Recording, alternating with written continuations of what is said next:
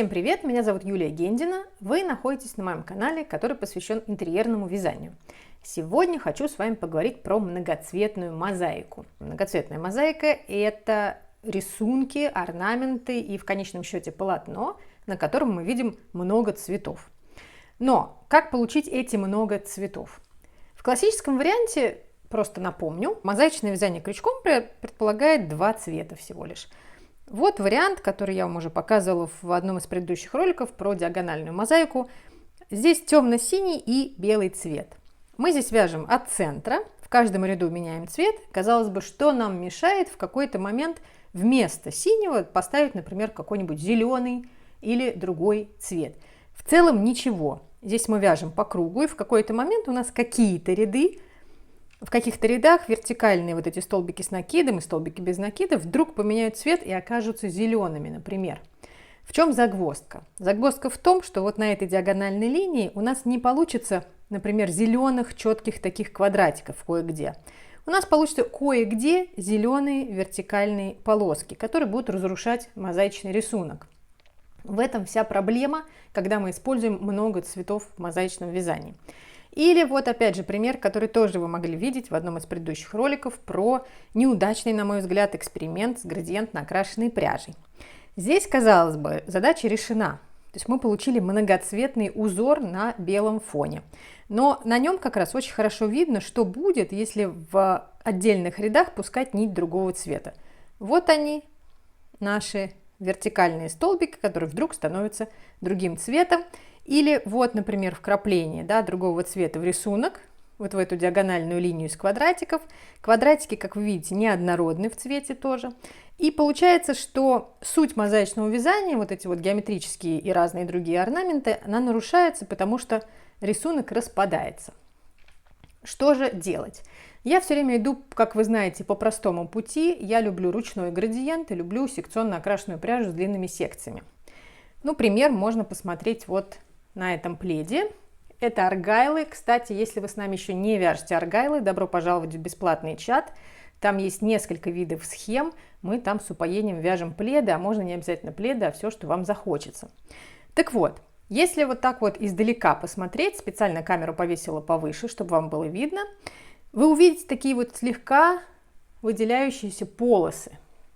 Почему они появляются? Потому что с какого-то ряда один цвет уходит, в данном случае темно-коричневый, и он переходит в такой рыжеватый. Потом обратно возвращается к темно-коричневому.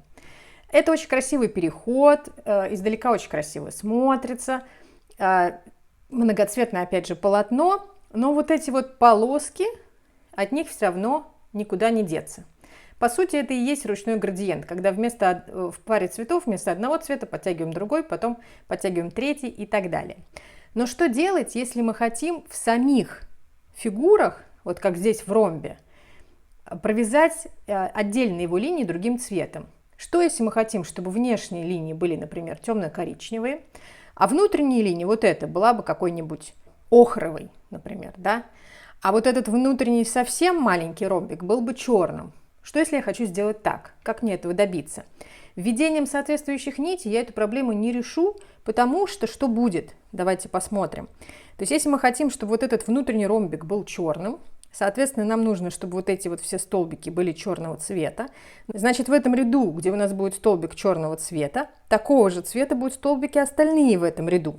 Соответственно, у нас черным цветом окрасятся и другие части нашей фигуры. Нам это совершенно не нужно.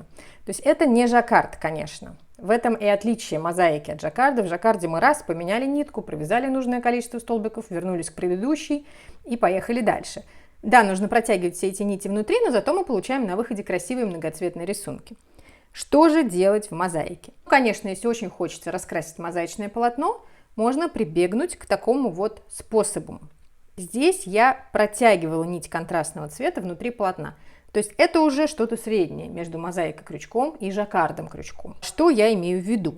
В том ряду, где мне нужно, чтобы на полотне были уже петли контрастного цвета, я начинаю тянуть за собой нить этого самого цвета, прокладывая ее внутри, как мы с вами вязали жаккард без протяжек. Соответственно, в тот момент, когда мне нужно провязать этим цветом нужные столбики, я провязываю и потом, то есть нить другого цвета у меня внутри, и потом возвращаюсь к нити основного цвета. Чем это заканчивается с изнаночной стороны? Вот такими вот протяжками. Можно, в принципе, обойтись и без них, обрывая нить. То есть провязали здесь 3 столбика оранжевым, оборвали нить, вернулись к серому цвету, дошли до следующего места, ввели нить, провязали 3 столбика, оборвали нить и опять продолжили вязать нужным цветом. Тут как уж вам захочется. В чем минус протяжек? То есть когда мы протягиваем нить внутри полотна. В том, что нет-нет, да и просвечивает она кое-где. Например, вот здесь, вот видите? Захват нити абсолютно тот же, но где-то перетянула, где-то наоборот слишком слабо, и вот уже нить видна. В случае, как у меня, когда это рыжий цвет и серый, это критично может быть в полотне. То есть, если вы не хотите обрывать нить, да, здесь и здесь, ну тогда придется ее протягивать и следить, чтобы не было вот таких вот мест. Если вы не хотите вот таких вот протяжек, которые будут видны, тогда легче обрывать нить. Но мне, я вам скажу честно, даже вот при вязании такого маленького образца уже поднадоело этим заниматься.